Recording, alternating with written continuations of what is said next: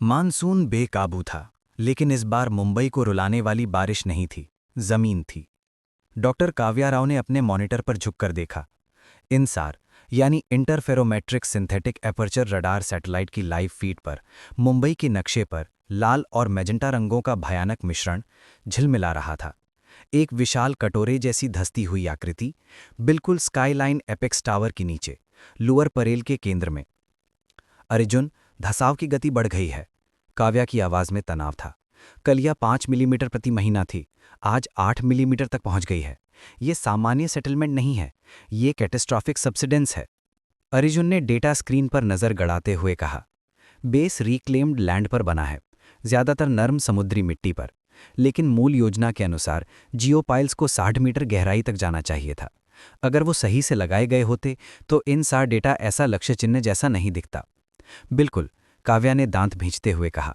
योजनाएं झूठ थीं। मैंने 5 साल पहले सिटी प्लानिंग कमीशन को चेतावनी दी थी कि इतनी घनी निर्माण क्षमता को बिना प्रेशर बैलेंस टनलिंग तकनीक के संभालना खतरनाक होगा। उन्होंने मेरी रिपोर्ट ठंडे बस्ते में डाल दी और इस राक्षस को मंजूरी दे दी। उसी वक्त लैब के बाहर एक चिकनी काली कार आकर रुकी। उसमें से 2 आदमी निकले, सफेद शर्ट, काले सूट और साथ में सुरक्षा गार्ड। काव्या बुदबुदाई, शो टाइम। उसने अपने सुरक्षा चश्मे ठीक किए।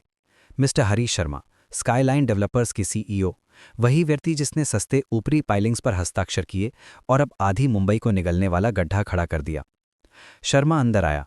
उसका महंगा सूट लैब के मशीनों के बीच अजीब लग रहा था। डॉक्टर राव, सुना है आप मेरी स्काईलाइन टावर को लेकर कुछ बहुत ही अनप्रोफेशनल डूम्सडे थ्योरीज फैला रही हैं। नमस्कार मिस्टर शर्मा। काव्या शांत रही। उसने बड़ी स्क्रीन की ओर इशारा किया, जहां लाल रंग का फैलता नक्शा चमक रहा था। ये कोई कल्पना नहीं है, ये कच्चा सैटेलाइट डेटा है। आपका टावर मुलायम जलोढ़ मिट्टी पर बना एक विशाल लांगर की तरह काम कर रहा है। उसके चारों ओर की जमीन भूजल निकासी और इमारत के वजन से धंस रही है। आप एक मेगासिटी सिंकहोल बना चुके हैं। शर्मा हल्के से हंसा। डेटा को मोड़ा जा सकता है डॉक्टर। मेरी संरचनात्मक रिपोर्ट्स बिल्कुल सही हैं। ये कुछ लोकल ड्रेनेज इशू है। मैं अपने इंजीनियर भेज दूंगा, सड़क पैच कर देंगे। अर्जुन ने आगे बढ़ते हुए कहा, सर इमारत पहले ही 0.3 डिग्री झुक गई है। अगर बारिश और बढ़ी तो फ्रिक्शन पाइल्स टूट जाएंगे।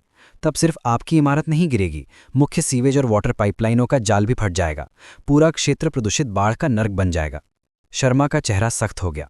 वो झुककर बोला, तुम्ही ने वो अनरेगुलेटेड अर्बन स्प्रॉल वाला आर्टिकल लिखा था ना, प्रगति से नफरत करने वाली औरत।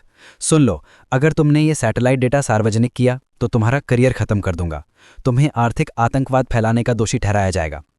काव्या ने उसकी आंखों में झांका, बिना डरे। मैं करियर नहीं देख रही मिस्टर शर्मा, मैं एक त्रासदी देख रही हूं। मैं ये पूरा इनसार डेटा अभी राष्ट्रीय आपदा प्रतिक्रिया पोर्टल पर अपलोड कर रही हूं। लोगों को सच्चाई जानने का हक है, उनके पैरों के नीचे की सच्चाई। शर्मा की आंखें सिकुड़ गईं। तुमने अपनी मौत पर साइन कर दिया डॉक्टर। वो अपने आदमियों से बोला, इस बिल्डिंग की पावर काट दो अभी।